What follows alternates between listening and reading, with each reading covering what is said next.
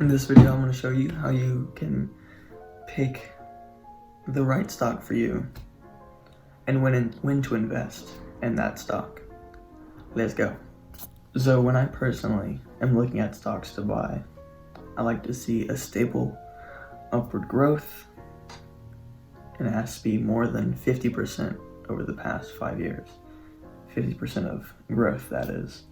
That just tells me that I'm at least going to be getting 10% growth in that stock year over year. I also look at dividend percentages. 2 to 3% dividend is right there on the money. That's what I like to see.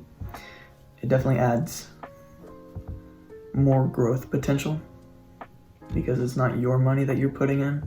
It is the stock's money or the ETF's money that they're giving back to you to either spend or to just put it back into the stock for compound interest. When I'm first buying the stock, I'd like to see it in the red, a little bit more than 1%. So either 1.5% or really close to 2% down is when I'll put my money in. And then I never put money in on green days, always red. So if it is less than 3% down, so it's 3% to 1%, then I will add the loss value.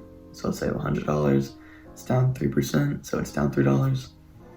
I'll put in $3 to kind of meet that cost. And if it goes down any lower than that, then I'll just buy another share of that company or that ETF.